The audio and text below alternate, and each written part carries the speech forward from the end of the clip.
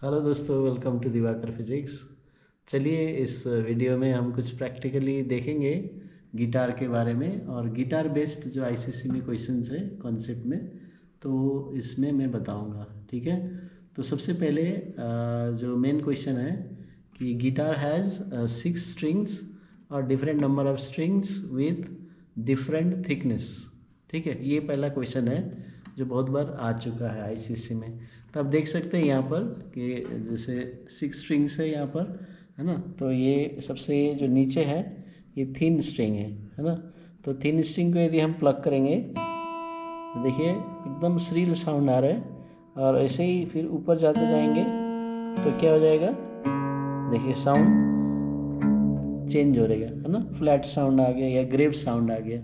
तो क्या समझ में आया कि 6 स्ट्रिंग्स डिफरेंट थिकनेस है, तो frequency depends on thickness of the string. तो ये पहला पॉइंट है। तो थिन स्ट्रिंग देखिए श्रील साउंड, तो इसका मतलब इसका हाई फ्रीक्वेंसी है।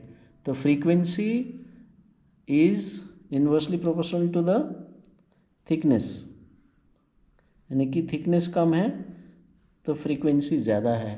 तो ये पॉइंट याद रखिए। थिकेस्ट स्ट्रिंग, ठीक है, इसका श्रीलनेस कम है तो फ्रीक्वेंसी कम हो गया। तो थिकनेस ज़्यादा, फ्रीक्वेंसी कम। तो अभी 6 स्ट्रिंग्स देने का फ़ायदा ये है कि they have different thickness, so sound of different frequencies can be produced by 6 strings of different thickness. तो ये सबसे पहले पॉइंट आ गया। ठीक है, अभी एक एक स्ट्रिंग को यदि हम देखेंगे तो उसका फैक्टर क्या है, फैक्टर्स इफेक्टिंग द फ्रीक्वेंसीज, है ना। तो सबसे पहले तो हमने थिकनेस देख लिया।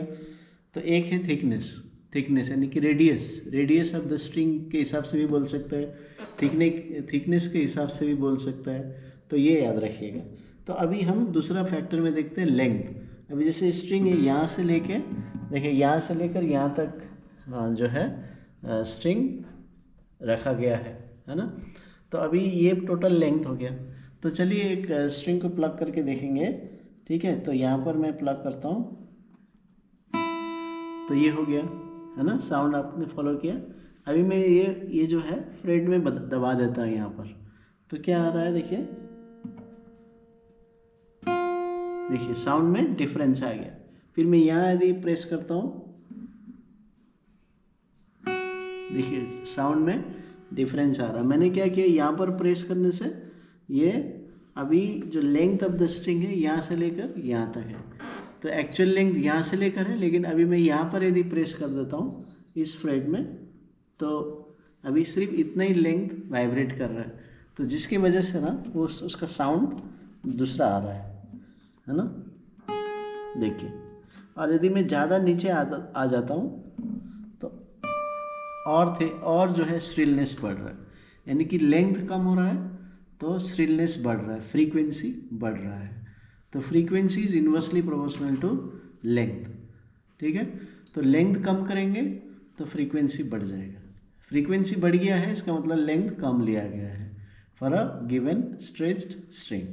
तो लेंथ हो गया फैक्टर, और एरिया ऑफ क्रॉस सेक्शन भी हमने देखा, वो भी फैक्टर, 2 फैक्टर हो गए, है ना। तो अभी दूसरा और एक फैक्टर हम क्या देखेंगे कि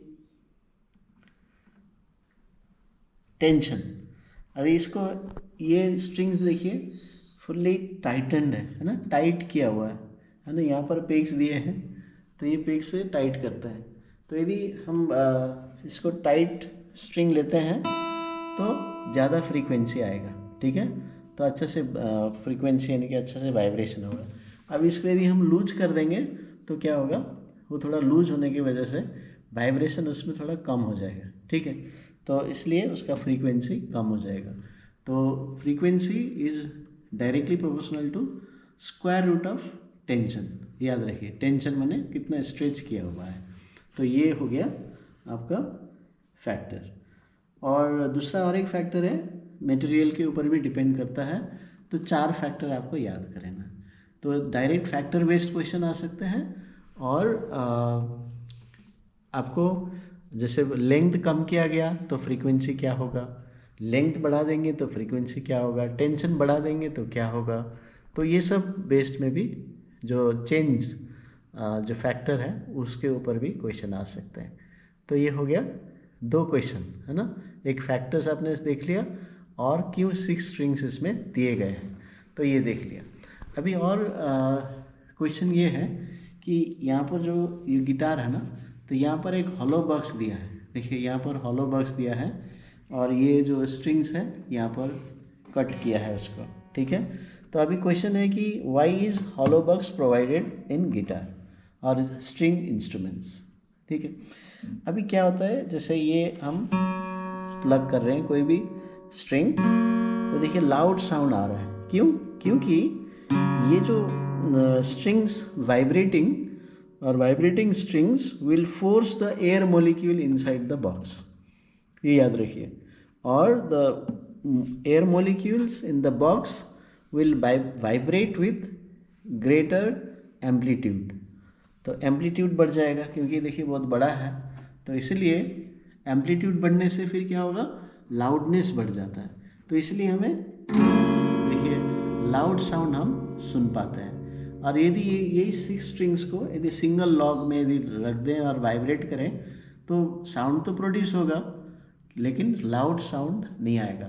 तो इसलिए for loud sound this hollow box is provided. तो विच फिनोमेना टेक्स प्लेस यहाँ पर, तो फोर्स्ड वाइब्रेशन। अब फोर्स्ड वाइब्रेशन का स्पेशल केस होता है रेजोनेंस। तो हो सकता है रेजोनेंस भी हो तो लाउड साउंड और ज़्यादा होगा, है ना। तो ये भी हम देख सकते हैं, जो फोर्स्ड वाइब्रेशन से लाउड साउंड प्रोड्यूस होगा, ठीक है। तो एक है। अभी और एक बात है कि why we have to keep on plucking. तो आपने गिटारिस्ट को देखे होंगे तो ऐसे करके ये प्लग करते रहता है। तो यदि एक बार प्लग करके छोड़ देते हैं, एक बार प्लग करके छोड़ देते हैं तो देखिए अभी स्ट्रिंग्स वाइब्रेट करना बंद हो गया क्योंकि ये डैम्प्ड वाइब्रेशन है, ठीक है। ये वाइब्रेशन बंद हो गया। तो इसलिए क्या करना पड़ेगा, to keep them vibrating, so you have to force them from outside, so external force. तो ये भी पीरियडिक हो रहा है, देखिए ये पीरियडिक हो रहा है, repeating itself after regular interval of time. तो यहाँ पर फोर्स्ड वाइब्रेशन हो रहा है। तो दो फोर्स्ड वाइब्रेशन हो रहा है ना, 2 टाइप के फोर्स्ड वाइब्रेशन। एक है द गिटारिस्ट इज वाइब्रेटिंग और plucking the strings again and again repeatedly, तो वो एक फोर्स्ड वाइब्रेशन है, that's why the vibration is maintained. और एक है the vibrating string are forcing the air molecules inside the box and the air molecules will vibrate with greater amplitude, वो area में यहाँ पर वॉल्यूम में है, then it